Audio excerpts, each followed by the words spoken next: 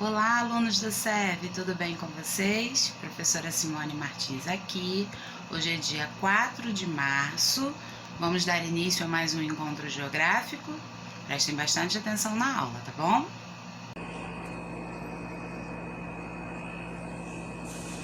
Vamos dar início ao nosso estudo sobre a África, ou continente africano, como queiram chamar.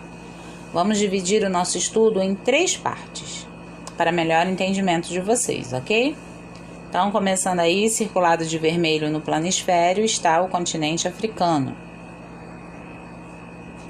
Ele é composto por 54 países, é banhado pelos oceanos Atlântico e o Índico, separado do continente europeu, a primeira setinha vermelha aí, pelo Mar Mediterrâneo, e do continente asiático pelo Mar Vermelho. Nossa aula 1/3 sobre a África será em relação aos fatos históricos. Se são fatos históricos, vamos tentar contar uma história, fazer uma linha do tempo para entendermos o espaço geográfico africano. Então vamos lá. Era uma vez. A ganância de países europeus, considerando-se os proprietários do continente africano, decidiram dividir o continente. Vamos entender aí a denominação partilha da África. Países como Portugal já se encontravam no continente desde o século XVI, no período de 1501 a 1600. Utilizavam a África como fornecedor de mão de obra escrava, com um comércio lucrativo. A partilha da África é o nome pelo qual ficou conhecida a divisão do continente africano durante o século XIX, que vai de 1801 a 1900. O fato que motivou essa divisão, que é a partilha, foi o crescimento econômico dos países europeus em busca de matérias-primas para as suas indústrias. Então, o objetivo da partilha da África era dividir o território entre esses países europeus mais desenvolvidos e que eles queriam a busca de matérias-primas para as suas indústrias. Eles estavam se desenvolvendo economicamente, estavam se industrializando e aí precisavam de matérias-primas que existiam no continente africano.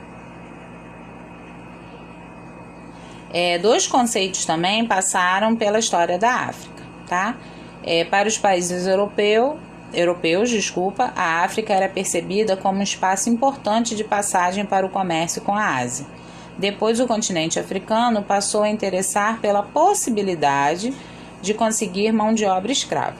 Então, primeiro era só mesmo a rota de navegação e depois por conta da mão de obra escrava. Depois, a industrialização do continente europeu. Vocês estão vendo que sempre o continente europeu está envolvido com o continente africano. Marcou um intenso processo de expansão econômica.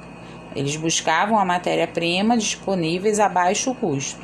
Foi nesse contexto que essas nações europeias buscavam explorar as regiões da África. Com esse mapa, vocês podem observar como os países europeus dominavam as regiões da África. Então, aí na legenda estão os nomes dos países europeus e pelo mapa e a cor da legenda vocês podem observar o domínio dos países europeus.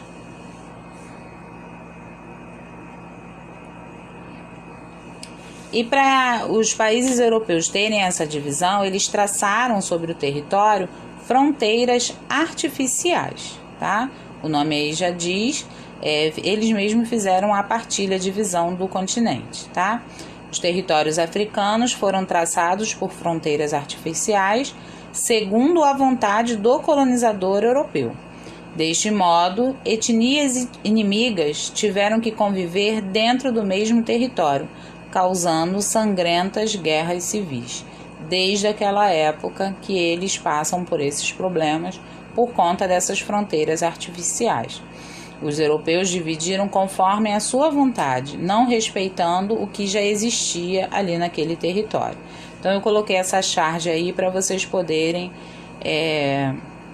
visualizarem e interpretarem como foi feita essa partilha e essas fronteiras artificiais. E seguindo o raciocínio cronológico, né, começou o processo de descolonização do continente, tá? Ele começou a se intensificar no ano de 1945. Os países colonizadores perceberam que precisavam adotar novas formas de exploração e fizeram concessões, quer dizer, deram uma liberdade para esses países terem uma independência, tá? Só que não tanto independente assim. E aí surgiram os governos locais. Esse mapa está no livro de vocês, na página 299. Esses retângulos vermelhos representam os anos que esses países se tornaram independentes, entre aspas.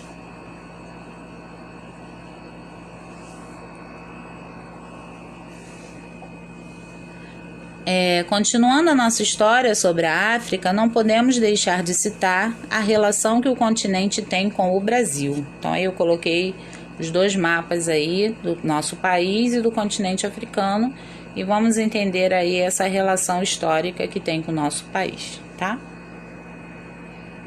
Grupos eram enviados para o Brasil para trabalhar como mão de obra escrava. Então aí estão as setas dos grupos que saíam do território africano em direção ao nosso país. Esses grupos eram denominados de bantus e sudaneses, tá?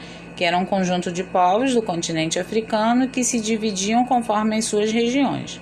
Os bantus eram encontrados em Angola, Moçambique, e os sudaneses na Costa do Marfim, Gana, Nigéria. Então tinham esses grupos aí distintos que eram enviados para o nosso país. Os africanos escravizados vinham em navios chamados de navios negreiros, da forma mais precária possível.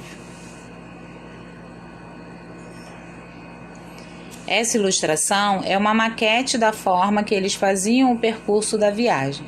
Observem as setas vermelhas que eles eram empilhados como mercadorias. Era a parte do navio, né, nessa maquete aí, onde os escravos vinham acomodados da forma mais precária possível. Eles eram empilhados como mercadorias.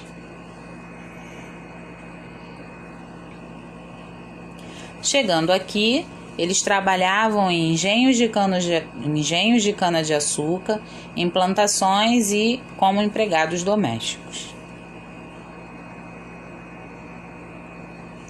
Eram acomodados em senzalas. O que eram senzalas? Grandes alojamentos que se destinavam à moradia dos escravos nos engenhos e fazendas. Então, eles eram acomodados nesses alojamentos que se chamavam senzalas. Já os quilombos, né, também outra denominação dos africanos, o que eram quilombos? Locais de refúgio de escravos africanos. Era construído em locais de difícil acesso para impedir a captura dos escravos fugitivos. O mais conhecido aqui no Brasil foi o Quilombo dos Palmares, que existiu no atual estado de Alagoas. Foi destruído em 1694 e seu líder Zumbi, também denominado de Zumbi dos Palmares, foi morto no ano seguinte em uma emboscada. Então, a senzala era um local que ficava na fazenda onde os escravos eram acomodados. Já os quilombos eram locais de refúgio.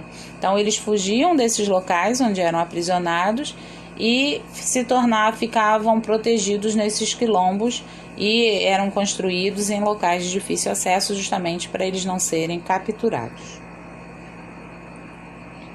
Essa foto é do local onde se situava o Quilombo dos Palmares. Tá? Existe até hoje, está como exposição somente. Depois de longos anos, aconteceu a abolição dos escravos. Tá? Determinou o fim da escravidão no Brasil. Foi um dos acontecimentos mais marcantes da nossa história. Ocorreu por meio da Lei Áurea, que foi aprovada em 13 de maio de 1888. Com a assinatura na época da Princesa Isabel. Com a herança africana, temos a influência dos seus costumes, através de quê? Da culinária, das danças, vestimentos, artesanato e brincadeiras. Tudo isso daí nós herdamos como herança africana. Também temos como herança o vocabulário, palavras que estão no nosso cotidiano e que são heranças africanas. Temos sempre que abordar os conceitos de preconceito e racismo, tá? Quando vamos estudar sobre o conteúdo sobre a África, tá? Que infelizmente acontecem até hoje, até os dias atuais. Então, o racismo é a denominação da discriminação e do preconceito, pode ser direta ou indiretamente, contra indivíduos ou grupos por causa da sua etnia ou cor. No Brasil, o racismo é considerado crime, com pena de reclusão a quem tenha cometido atos de discriminação ou preconceito de raça, cor, etnia, religião ou procedência nacional. Então, coloquei os dois conceitos sobre preconceito e racismo e lembrando que o racismo no Brasil é crime, tá ok? E deixo para vocês uma mensagem sobre o estudo de hoje. As cores são diferentes, mas o respeito deve ser igual. Então vamos praticar isso no nosso dia a dia para que a vida seja melhor, tá?